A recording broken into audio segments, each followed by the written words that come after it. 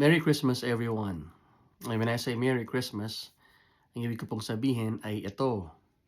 The Creator God who made the heavens and the earth and everything in them chose to put on human flesh about 2,000 years ago. And he was born in a rather obscure town in Bethlehem. And he wasn't even given a proper place to stay in for the night. Yan. And and that little baby was born on that day would bear our sins on the cross 30 years later, 30 years or so later, and on his body he would bear all of our sins. And now when he gave up his life freely on that cross, that was the defeat of sin and death. And his death caused sinful humanity to be reconciled a with an eternally holy God. So, lahat ng naniniwala sa Panginoong Jesus at sumasampalataya sa Kanya, sa Kanyang kamatayan dun sa krus ng Kalbaryo at sa Kanyang muling pagkabuhay, ultimately ay binibigyan ng mga pagpapalang espiritual na kailanman hindi kayang bayaran ng pera.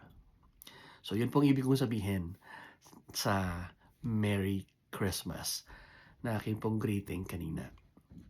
Now, over the past couple of days, I have been sick, and I was spending a lot of time on the couch, nahihiga lang, and it was also a contemplative moment for me na makapag-isip-isip.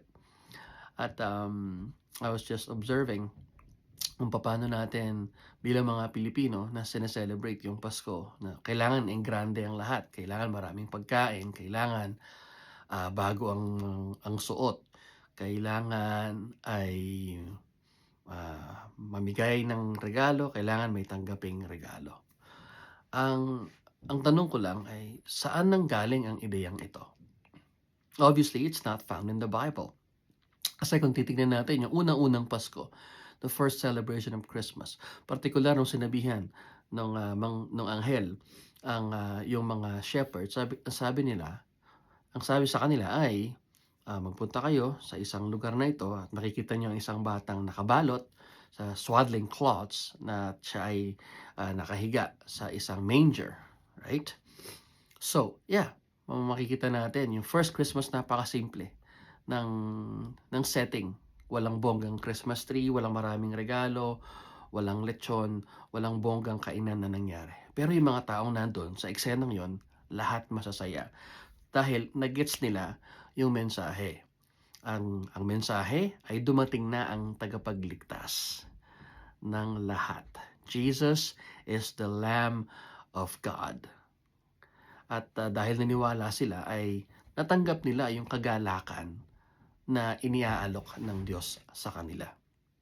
So ang aking maikling mensahe para sa ating lahat ngayong Kapaskuhang ito ay huwag tayo nawang huwag nating hayaan na ma-enslave tayo nitong false teaching ng mundo na kailangan pag Pasko en grande lahat. Paano naman yung mga walang pambili? Paano naman yung mga may sakit? Paano yung mga nawala ng mahal sa buhay? Hindi na ba magiging merry yung kanilang Christmas?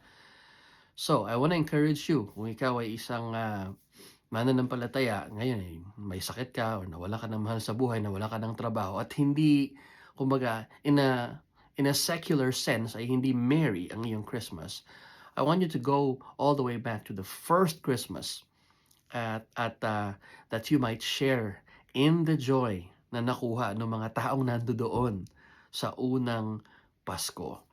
Jesus is born.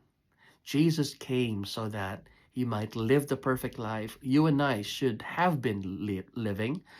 And ultimately, he gave up his life on that cross para bayaran ang mga kasalanan mo at mga kasalanan ko. At kung ikaw ay sumasampalataya sa Kanya, ikaw ay maipapanumbalik sa tamang relasyon sa Diyos. At dahil dito, araw-araw babangon ka na may taglay-taglay na kagalakan sapagkat alam mo, ang kagalakang ito ay hindi ididikta sa iyo ng mundo, hindi na nakawin sa iyo ng sino man sapagkat ito ay nanggagaling mismo sa Diyos. So yeah, Merry Christmas.